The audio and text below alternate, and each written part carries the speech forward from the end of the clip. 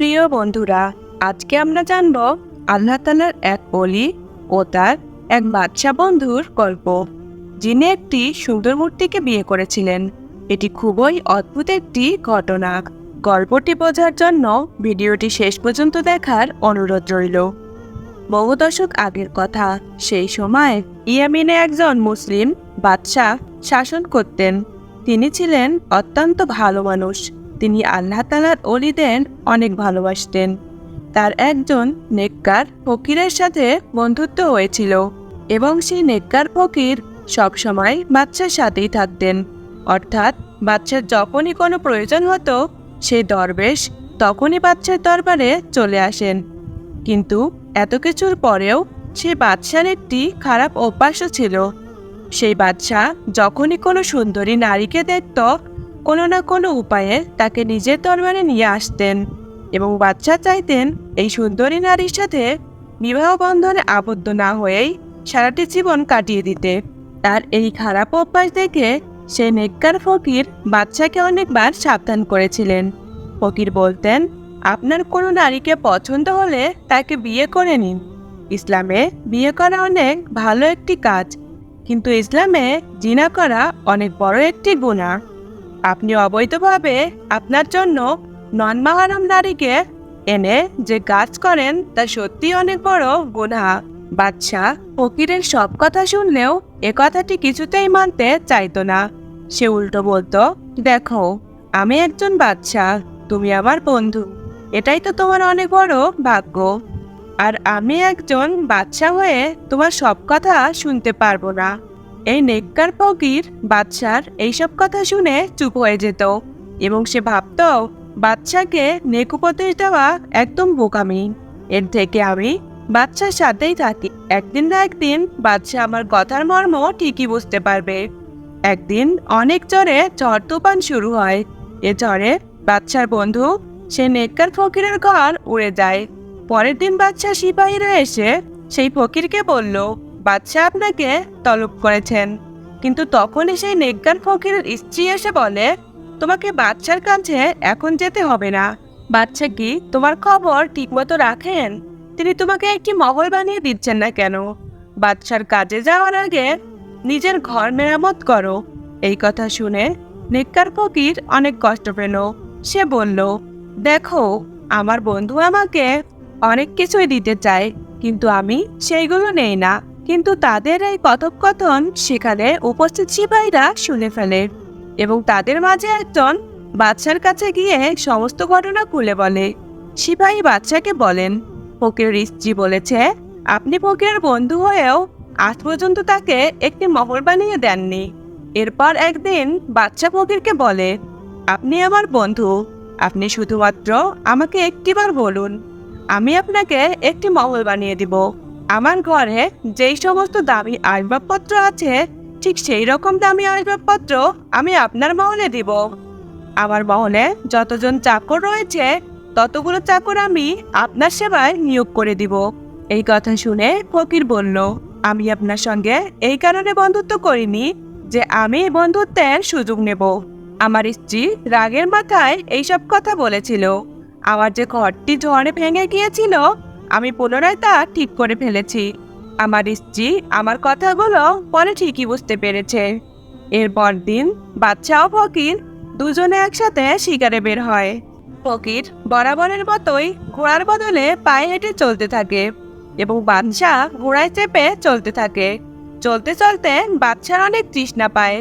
তখন ফকির তাকে একটি গাছের ছায়ার নিচে অপেক্ষা করতে বলে এবং সে নিজেই পানির খোঁজে বের হয়। কিছু দূর যেতেই সে একটি পুকুরের সন্ধান পায়। সে পুকুরের পানি ছিল অনেক পরিষ্কার। পথ চলতে চলতে সেই ফকিরেরও অনেক তৃষ্ণা পেয়েছিল। সে ভাবল, প্রথমে আমি কিছুটা পানি পান করি, এরপর বাদশাকে এখানে ডেকে নিয়ে আসব। বাদশার অনেক খারাপ অভ্যাস থাকলেও ফকির তাকে মন থেকেই ভালোবাসতো। ফকির অল্প পানি পান করেই বাদশাকে ডাকতে রওনা হবে। ঠিক তখনই তার চোখে একটি পাথরের মূর্তি ধরা পড়ে। ফকির মূর্তিটি দেখে অবাক হয় এবং ভাবে, একটি নারী মূর্তি কিভাবে এতটা সুন্দর হতে পারে। এবং সে মনে মনে বলতে থাকে, ইস, এখনই যদি এই মূর্তিটির মাঝে জীবন চলে আসতো এবং সে পথ চলতে শুরু করত। ফকির জানতো বাদশাহ আল্লাহওয়ালা লোকদের অনেক পছন্দ করলেও সে সুন্দর নারীদের প্রতি অনেক বেশি দুর্বল। বাদশাহ এই পাথরের মূর্তিটিকে দেখলে সে অবশ্যই বলবে, এই মূর্তিটি নিয়ে আমার মহলে চলো। এই ভেবে ফকির ওই পাথরের মূর্তিকে একটি ঝোপের আড়ালে লুকিয়ে ফেলে। এরপর সে বাদশার কাছে ফিরে এসে সেই পুকুরের কথা বলে এবং দুইজনেই সেই পুকুরের নিকট গিয়ে নিজেদের তৃষ্ণা নিবারণ করে। এরপর বাদশাহ সেই ফকিরকে কিছু লাকড়ি জোগাড় করতে বলে, যাতে সেগুলো দিয়ে মাংস রান্না করে খাওয়া যায়। এরপর ফকির লাকড়ি জোগাড় করতে চলে যায় এবং বাদশাহ সেখানে আরাম করতে থাকে। কিছুটা সময় পর বাদশাহ প্রকৃতি উপভোগ করতে এদিক সেদিক ঘুরতে থাকে।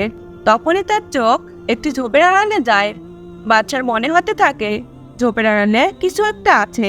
বাদশাহ ঝোপের নিকট এগিয়ে যায় এবং সে একটি পাথরের মূর্তি দেখতে পায়। বাদশাহ ঝোপটি সরিয়ে দেখে এত সুন্দর একটি নারী মূর্তি, যা সে আজ পর্যন্ত দেখেনি।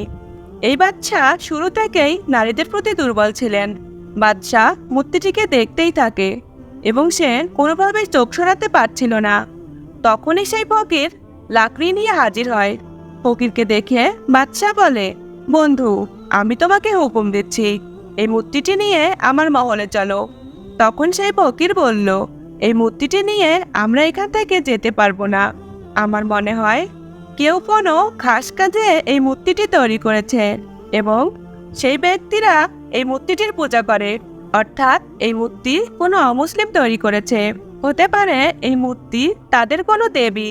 আপনি যদি এই মূর্তিকে এখান থেকে নিয়ে যেতে চান, তাহলে হয়তো এখানে অকারণে দাঙ্গা শুরু হবে। ফকিরের এই কথা শুনে বাদশাহ খুবই রাগান্বিত হয়ে যান এবং তিনি বলতে থাকেন, তুমি এমন কে যে আমাকে এই মূর্তিটি নিয়ে যেতে বাধা দিচ্ছ?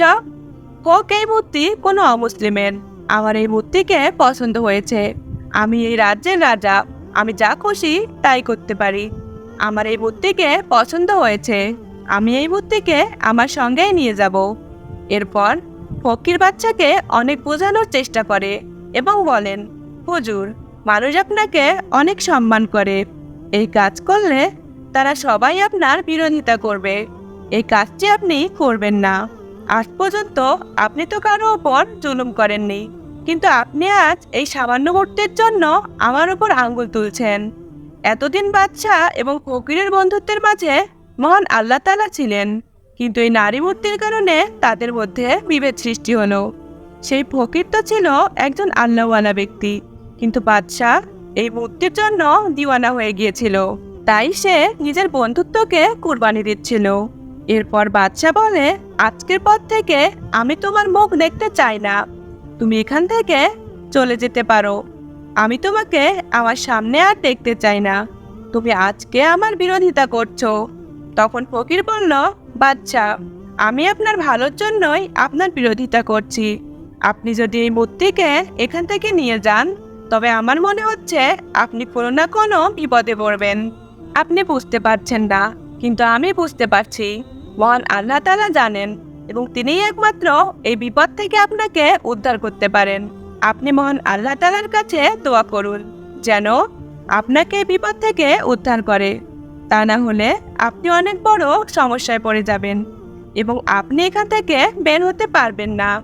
বাদশা অবাক হয়ে দেখতে থাকে। এই পুরাতন কাপড় পরা ফকির তাকে বারবার একই কথা বলছে। এতে করে তার রাগের পরিমাণ আরো বেড়ে যায়।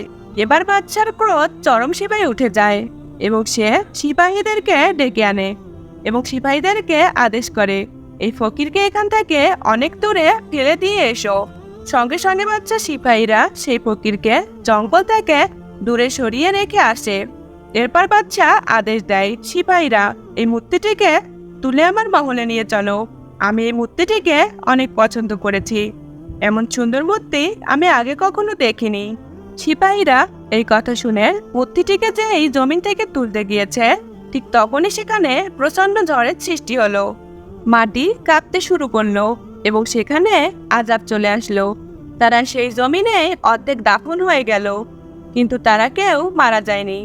বাদশা অবাক হয়ে এই সমস্ত ঘটনা দেখতে থাকে এবং ভাবতে থাকে, এখানে কি হচ্ছে।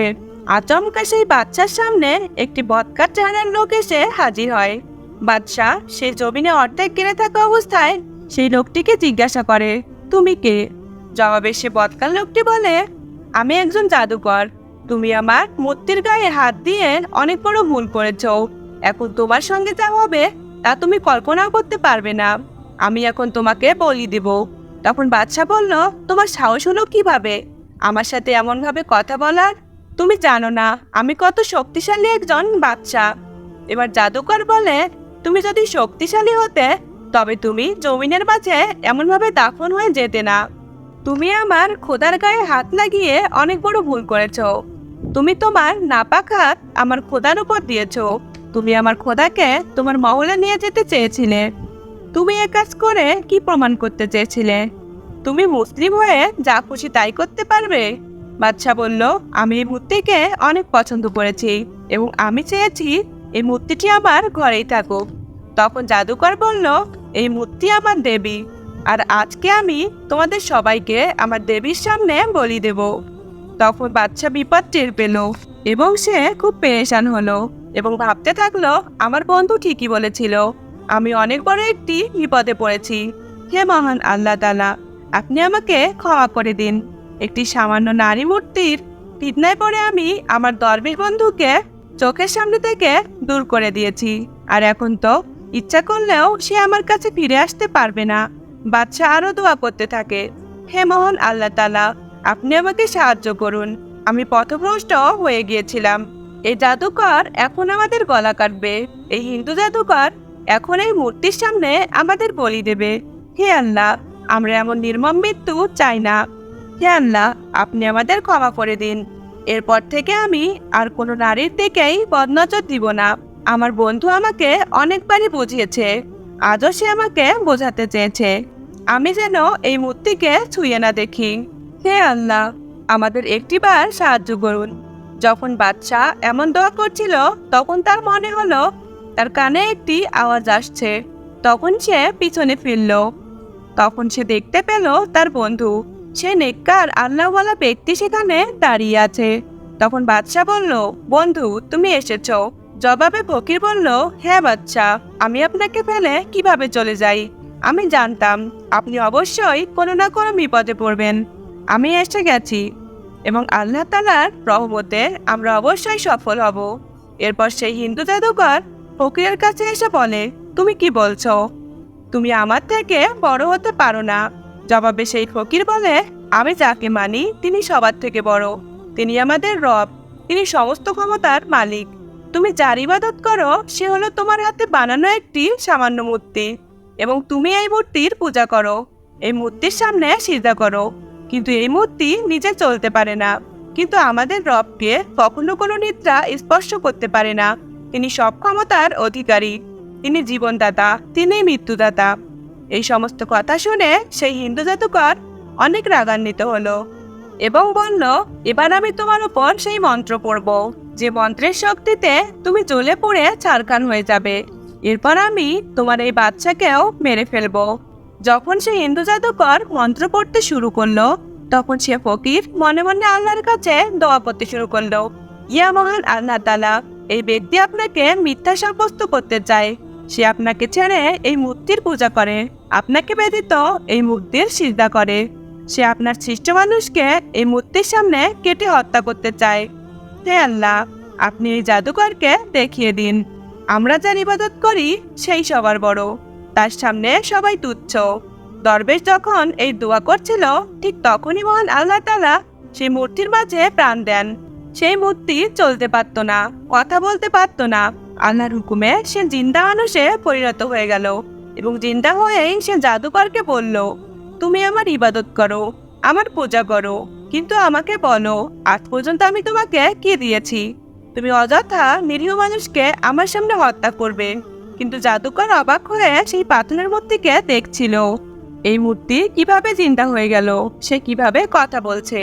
হিন্দু জাদুকর সেই ফকিরকে বলতে থাকে, তুমি নিজেও একজন জাদুকর, নিশ্চয় এটি তোমার কাজ।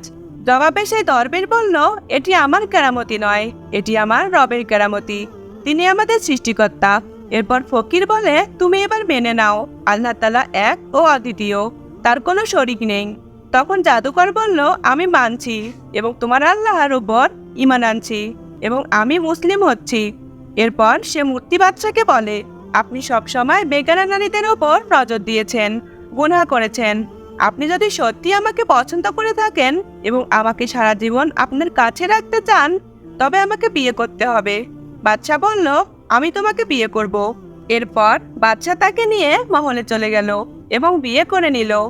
তাকে তার রাজ্যের রানী করে নিল। সুবহানাল্লাহ।